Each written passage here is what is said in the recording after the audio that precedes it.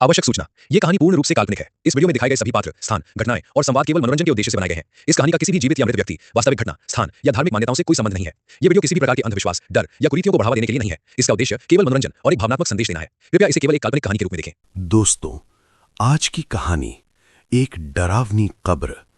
उम्मीद है आपको ये कहानी की पसंद आएगी।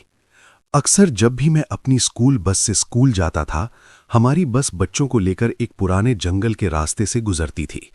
वैसे तो यही हमारा रोजमर्रा का रास्ता था। तब मैं बहुत छोटा था, पर मुझे आज भी याद है जब हमारी बस उस टूटे हुए रास्ते से गुजरती थी, मेरी निगाहें एक पेड़ के नीचे बनी कब्र पर पड़ती थीं।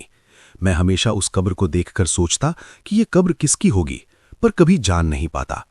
एक दिन मुझे पता नहीं क्या सूझा, मैंने सोचा कि क्यों ना मैं इस पुरानी कब्र के पास जाकर देखूं, शायद मेरी जिज्ञासा शांत हो जाए। फिर एक दिन शाम को मैं उसी रास्ते से गुजर रहा था। मैंने अपनी साइकिल को एक किनारे पर लगाया और उस कब्र के पास गया। कब्र कोई ज्यादा पुरानी नहीं थी, उसके आसपास सूखे पत्ते बिखरे हुए थे। मैंने नाम पढ़ने की कोशिश की, पर वो मटमैला होने के कारण पढ़ नहीं सका। मैं वहीं कुछ देर तक बैठा रहा। जब मैं वहां से उठकर चलने लगा तो मैंने एक अजीब से मदहोश करने वाले इत्र की खुशबू सूंघी, जो कि अजीब बात थी क्योंकि वहां पर कोई भी मौजूद नहीं था। उसी शाम को जब मैं घर लौटकर आया तो माँ ने मुझसे पूछा, तू बाहर गया था? बताकर तो जाना चाहिए। मैंने अपनी माँ की ओर देखा और चुपचाप अपने कमरे में चला गया। पता नहीं मुझे क्या हो रहा था, मेरे अंदर विद्रोह के, गुस्से के और अजीब से विचार घूमने लगे थे, मानो मैं अपने आप से अपना काबू खोता जा रहा था। माँ ने मुझे खाने के लिए भी कहा था, पर मैंने ये कहकर मना कर दिया था, मेरा मूड नहीं है। हाँ, इसलिए कहती हूँ, बाहर कुछ भी नहीं खाया कर। अब जल्दी सो जाना, सुबह जल्दी भी तो उठना है। पापा ने कहा, क्यों, कल क्या है? कल स्कूल नहीं जाना है इसे? आपको तो कुछ पता नहीं रहता है। इन्हीं सब बातों को अपने दिमाग में सोचते हुए मैंने सो जाना ही सही समझा। रात के 10 बजे होंगे, मानो मेरा शरीर बहुत भारी होने लगा। मुझे चक्कर आने लगे, जी मचलने लगा। शरीर इस तरह से हावी होने लगा मानो किसी ने मुझे जकड़ लिया हो। पूरा शरीर पसीने में भीगने लगा। आश्चर्य इस बात का था कि पंखा अपनी गति से ही चल रहा था। मैंने अपना नियंत्रण खो दिया।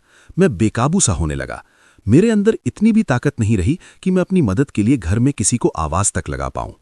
मैं जल्दी से अपने बिस्तर से उठा और घर के मुख्य द्वार की ओर दौड़ा, मानो वो बिस्तर मेरे लिए एक मृत्युशैया हो। साथ ही चीखते और बड़बड़ाते हुए मैं बाहर गया और आसमान को देखकर जोर जोर से हंसने लगा। चांद, जो कि काले बादलों में छिपा हुआ था, उसके प्रकट होते ही मैं जोर से चीखने लगा।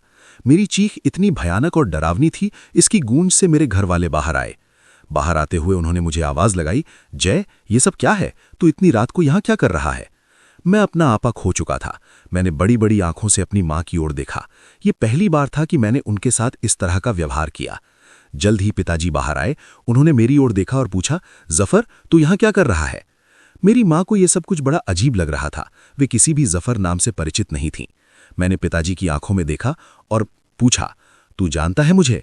और मैं तेजी से दौड़कर वापस अपने कमरे में आकर अंधेरे में एक कोने में दुबक कर बैठ जाता हूं, जैसे किसी से बचने की कोशिश कर रहा था। खैर, इसके बाद मैं अपने कमरे के एक कोने में सोता रहा।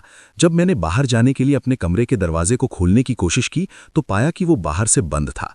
थोड़ी देर कोशिश के बाद मैं चिल्लाने लगा, मुझे बाहर निकालो, पर काफी कोशिश के बाद भी वहां कोई नहीं आया। करीब दोपहर तक मैं उसी कमरे में बंद रहा। फिर कुछ लोगों की बातें और उनके कदमों की आहट को मैंने अपनी ओर आते हुए सुना। थोड़ी देर के बाद उन सभी लोगों ने मेरे कमरे के दरवाजे को एक साथ खोला। उनमें सभी एक फकीर बाबा के साथ थे। मेरे पिताजी भी उनके साथ थे। वे सभी मेरी ओर तेजी से बढ़े और उन्होंने मेरे हाथ पांव को कसकर पकड़ लिया। कुछ देर तक मैं झटपटाता रहा। बाबा ने मेरे गले में एक तावीज डाला, जिसके बाद उन्होंने मेरे ऊपर एक इत्र को डाला, जिसकी महक मुझे जानी पहचानी लग रही थी। अब मैं सुरक्षित था। एक दिन मैं अपने पिताजी के साथ बैठकर खाना खा रहा था। मैंने उस इत्र के बारे में पूछा, पापा, वो इत्र कौन सा था? मुझे उसकी महक जानी पहचानी लगी थी।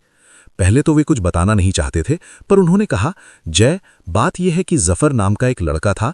वो एक इत्र बनाने वाली कंपनी में काम करता था। काफी सही स्वभाव था उसका, पर एक दिन उस इत्र बनाने वाली फैक्ट्री में आग लग गई। जफर भी उसमें मारा गया था, पर अक्सर उसे उस कब्र के पास जाने वाले को वैसी ही महक मिलती है जैसी तुमने महसूस की थी। हो सकता है ये उसके साथ आने का तरीका हो। और हाँ, तुम अब इस तावीज को अपने पास ही रखना, उस कब्र से भी दूर ही रहना। इसके बाद मैं कभी उस कब्र के पास नहीं भटका, ना ही वहां जाने की हिम्मत हो पाती है। दोस्तों, आपको हमारी ये कहानी कैसी लगी? कमेंट में ज़रूर बताइए। अगर कहानी अच्छी लगी हो तो लाइक, कमेंट, सब्सक्राइब करें और अपने दोस्तों के साथ शेयर करना न भूलें। धन्यवाद। फिर मिलेंगे एक नई दिल को छू लेने वाली कहानी के साथ। जय हिंद, जय भारत।